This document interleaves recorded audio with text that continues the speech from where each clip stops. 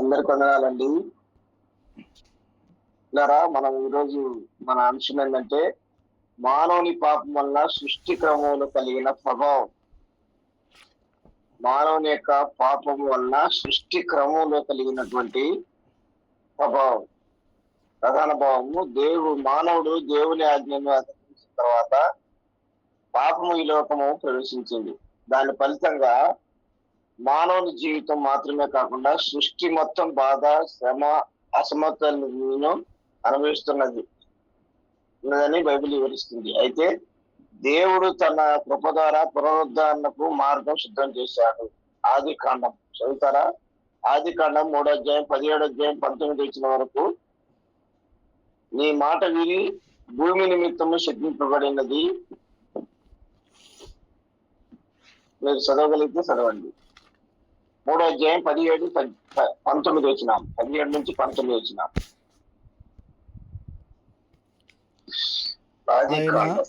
ఆదాముతో ఆయన ఆదాముతో, నీవు నీ భార్య మాట విని తినవద్దని నేను నీకు ఆజ్ఞాపించిన వృక్ష ఫలములు తింటివి గనుక నీ నిమిత్తము నేల శపింపబడి ఉన్నది. ప్రయాసముతోనూ నీవు బ్రతుకు దినములన్నీ దాని పంట తిందువు. అది ముండ్ల తుప్పలను గచ్చ పొదలను నీకు మొలిపెంచును. పొలములోని పంట తిందువు. నీవు నేలకు తిరిగి చేరు వరకు నీ ముఖపు చెమట కార్చి ఆహారము తిందువు. ఏలయనగా నేల నుండి నీవు తీయబడితివి, నీవు మన్నే గనుక తిరిగి మన్నైపోదు అని చెప్పాను. కాబట్టి పిల్లరా గమనించండి, ఆదాము పాపం చేసిన తర్వాత భూమి మీద శ్రమ, ముళ్ళు, చెమట, కష్టాలు వచ్చాయి. పాపం కారణంగా దేవుడు ఏర్పాటు చేసిన పరిపూర్ణమైనటువంటి స్థితి దెబ్బతిన్నది. రెండవదిగా రోమిలకు రాసిన పత్రిక 8వ అధ్యాయం 20వ అధ్యాయం 22వ వచనంలో అక్కడ రాయబడినటువంటి మాట ఏంటంటే, చదువుతారా మాట? రోమిలకు రాసిన పత్రిక 8వ అధ్యాయం 20 నుంచి 22వ వచనాలు. ఏలయనగా సృష్టి నాశనమునకు లోనైన దాస్యములో నుండి విడిపింపబడి దేవుని పిల్లలు పొందబోవు మహిమగల స్వాతంత్రమును పొందుదునను నిరీక్షణ కలదై స్వేచ్ఛగా కాక దానిని లోపరిచిన వాని మూలముగా వ్యర్థపరచబడిను. సృష్టి యావత్తు ఇది వరకు ఏకగ్రీవముగా మూలుగుచు ప్రసవవేదన పడుచున్నదని ఎరుగుదుము. గమనించండి, సృష్టి వ్యర్థతకు లోపరచబడను. సృష్టి అంతా మొత్తం మామూలుగా సృష్టి ప్రపంచమంతా ఇప్పటి వరకు మూలుసు ప్రసవేదన పడుతున్నది. వివరణ, పాప ప్రభావం మనుషులకే పరిమితం కాలేదు, సృష్టి కూడా దాని యొక్క ప్రభావాన్ని అనిపిస్తుంది. ప్రకృతి మార్పులు, బాధలు, క్షీణత ఇవన్నీ పాపము వచ్చిన తర్వాత లోక స్థితిని చూపిస్తుంది. ఇర్మియా గ్రంథం చూడండి ఒక మాట, 5వ అధ్యాయం 24-25 వచనంలో ఇశ్రాయేల్ ప్రజలు దేవుడితో మాట్లాడుతూ ఉన్నారు, దేవునికి మొరపెడతా ఉన్నారు. ఇర్మియా గ్రంథంలో రాయబడినటువంటి మాట 5వ అధ్యాయం 24-25 వచనాలు, మన దేవుడైన యెహోవాకు భయపడదము, ఆయన మనకు వర్షకాలమును, ముందు వర్షమును, వెనకటి వర్షమును ఇచ్చుచున్నాడు. గమనించండి పిల్లారా, మానవుని యొక్క పాపభారం నిమిత్తము కాలములు వాటి ఋతువులు మర్చిపోయినవి. వర్షాకాలములో ఎండలు, ఎండాకాలములో వర్షాలు, తర్వాత అనేకమైనటువంటి బాధలు, కాలములు వాటి ఋతువులు మర్చిపోయినట్టుగా మనం ఇర్మియా ప్రవక్త వివరిస్తా ఉన్నాడు. కాబట్టి పిల్లలు గమనించండి, దేవుని ఆజ్ఞలకు లోబడటం, ఆయనను గౌరవించడం జీవితము మరియు ప్రకృతి ఆశీర్వాదాలతో సంబంధం కలిగి ఉన్నాయని సూచిస్తుంది. అవిధేయత ఆశీర్వాదాలను అడ్డుకుంటుంది. లేవీ కాండంలో రాయబడినటువంటి మాట ఏంటంటే, లేవీ కాండం 26వ అధ్యాయం 19-20 వచనాలు, నీ ఆకాశమును ఇనువలను, నీ భూమిని ఇత్తడి వలను చేసేదను అని అన్నాడు. ఇలా గమనించండి, లేవీ కాండంలో కూడా స్పష్టంగా ఇశ్రాయేలు యొక్క పాపభారాన్ని గురించి, మరి ఆకాశమును ఇనుము వలను భూమిని ఇత్తడి వలను చేసేదని ఆయన స్పష్టంగా మాట్లాడుతున్నాడు. కాబట్టి పిల్లరా గమనించండి, ఇశ్రాయేలు దేవునికి అవిధేయతలైతే వర్షాలు, పంటలు, జీవన పరిస్థితులు ప్రభావితం అవుతాయని దేవుడు హెచ్చరిస్తున్నాడు. ఇప్పుడు రైతు ఎంత కష్టపడినా దిగుబడి రాకపోవటానికి కారణం ఏంటంటే మానవుని యొక్క పాపాలను బట్టి కాలములు వాటి ఋతువులు మారిపోవటం వల్ల వర్షాలు సరిగా పడకపోవటం వల్ల పంటలు రాకపోవటము, అనేకమైనటువంటి పురుగు మందులు రావటం మరి రైతుకు నష్టాన్ని కలుగజేస్తా ఉన్నాయి. ఈ విధంగా దేవుని యొక్క కోపము మానవుని మీద పడినప్పుడు ఏంటంటే తల్లడిల్లిపోతున్నటువంటి మానవుడు అల్లాడిపోతున్నాడు. గమనించండి, ఆది కాలంలో రాయబడినటువంటి మాట 8వ అధ్యాయము 22వ వచనంలో, భూమి ఉన్నంత కాలము విత్తన కాలమునకు కోత కాలమును చలియు వేడియు వేసవి శీతకాలములు పగలును రాత్రి ఉండును. కాబట్టి పిల్లరా గమనించండి, పాపము ఉన్నప్పటికీ దేవుడు తన కృపతో కాలములను కొనసాగిస్తున్నాడు. దేవుని సృష్టి క్రమము ఆయన ఆధీనంలోనే ఉంది. ముఖ్యమైనటువంటి భావం ఏంటంటే పాప భారం దేవుని చిత్తానికి వ్యతిరేకంగా చేసినటువంటి అవిధేయత వల్ల వచ్చిన దోషము భారంగా మారిపోయింది. కాలములు దేవుడు ఏర్పాటు చేసినటువంటి సమయ క్రమాలు, ఋతువులు ప్రకృతిలో మార్పులకు సంబంధించిన కాల విభాగములు మారిపోయినవి. అసలు పరిపూర్ణమైనటువంటి స్థితి నుండి ప్రభావితమైనవి.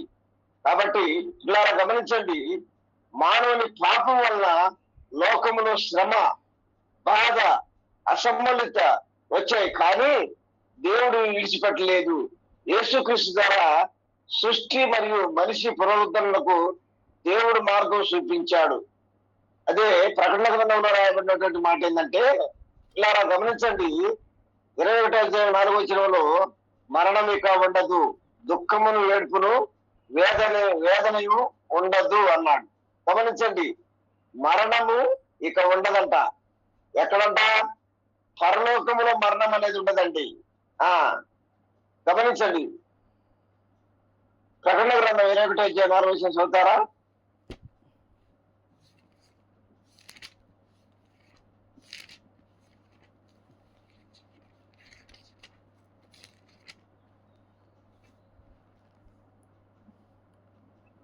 ఆయన వారి కన్నుల ప్రతి బాష్పబిందువు తుడిచివేయును, మరణము ఇక ఉండదు, దుఃఖమైనను ఏడుపైనను వేదనైనను ఇక ఉండదు, మొదటి సంగతులు గతించిపోయేనని సింహాసనములో నుండి వచ్చిన గొప్ప స్వరము చెప్పుట వింటిని.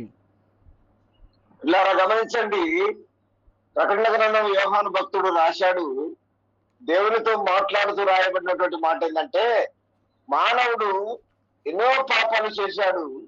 పాపం చేసినటువంటి మానవుడు మరి మరణానికి వారసుడు.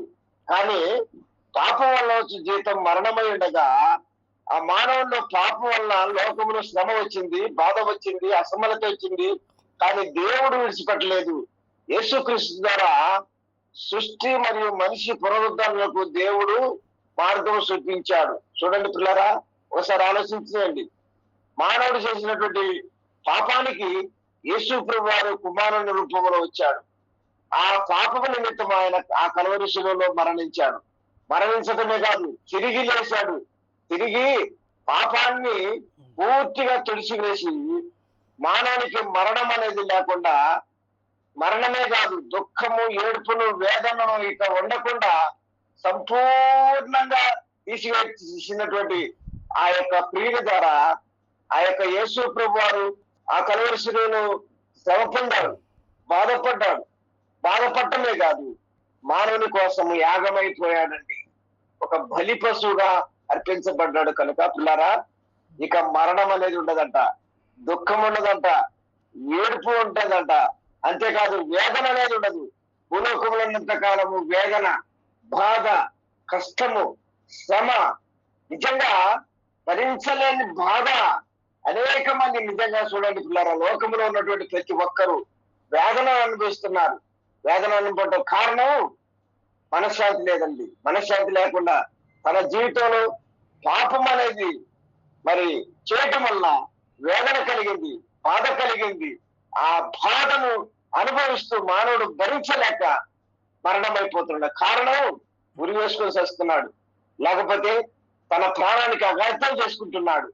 ఆ మానవునికి యొక్క మరణము ఇక లేకుండా చేయడానికి యేసు ప్రభువారు దిగి వచ్చారండి. యేసు ప్రభువారు దిగి వచ్చి మరణం ఇక ఉండదు, దుఃఖం ఉండదు, భూలోకములో పరలోకములో దుఃఖం ఉండదు, ఏడుపు ఉండదు, వేదన ఉండదు. ఎప్పుడు స్తోత్రమైనటువంటి గీతము అక్కడ పరలోకములో ఉంటదంట. ఇక సంపూర్ణంగా ఏమి వేదన, మానవునికి మరణం ఒకటి, వేదన ఒకటి, దుఃఖం ఒకటి, ఏడుపు లేకుండా ఆ ప్రభువారు ఈ లోకానికి వచ్చి మానవునికి ఉచితంగా ఇవన్నీ కలుగజేశాడండి. ఆయన మరణించాడు.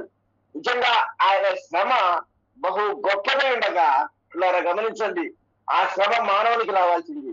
కానీ ఆ ప్రభుల వారు వచ్చి మానవుడు భరించలేనని చెప్పి ఆయనే దిగి వచ్చి, ఆయన వాస్తవానికి ఈ లోకానికి వచ్చినప్పుడు ఎట్లా ఉన్నారంట, వాళ్ళతో కడిగిన నయనాలు గలవాడు, విలువ గురతనాన్నవలె పొదిగిన నీ కనులు, కలుషము కడిగిన కమలాల కనులోయి, కలుషము కడిగిన కమలాల కనులోయి, విలువైన సూపు సగిన జరేయుడా తండు, ఎంతో సుందరుడం పాతాను. ఇలారా అలో అటువంటి ధవలవర్ణుడు, పాలతో కడిగినటువంటి తెల్లని వాడు, మానవుని యొక్క పాపాల నిమిత్తము ఆ కలువరి శిలువలో మారిపోయాడు, నల్లగా మారిపోయాడు.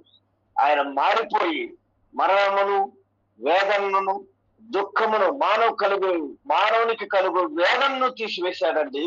ఇక జీవితంలో ఇలాంటివి కలగకుండా ఉండటానికి దేవుడు సంపూర్ణమైనటువంటి రక్షణ, ఆనందాన్ని కలుగజేశాడు. ఇది దేవుడు చివరికి సంపూర్ణమైన పునరుద్ధరణ చేస్తాడని నిరీక్షణ కలిగి ఉన్నాం. కాబట్టి పిల్లారా గమనించండి, ఈ లోకంలో ఎన్నో శ్రమలు కలగవచ్చు, ఎన్నో బాధలు కలగవచ్చు, వేదనలు కలగవచ్చు, దుఃఖములు ఉండొచ్చు, ఏడుపు, భరించలేనటువంటి బాధ కలగవచ్చు. కానీ శ్రమలు నీ మీదకి వచ్చిన ఆ ప్రభువారు నిజంగా శాశ్వతమైనటువంటి నిరీక్షణ నీకు కలుగజేశాడు కనుక ఇలా గమనించండి, దేవుడు సంపూర్ణమైనటువంటి పునరుద్ధరణ ఇచ్చినాడని నిరీక్షణ కలిగి ముందుకు సాగాలని మరి పిల్లారా గమనించండి. మరి నాకు ఇచ్చిన సమయాన్ని బట్టి దేవుడు మరి చిన్న వాక్యాన్ని దీవించును గాక.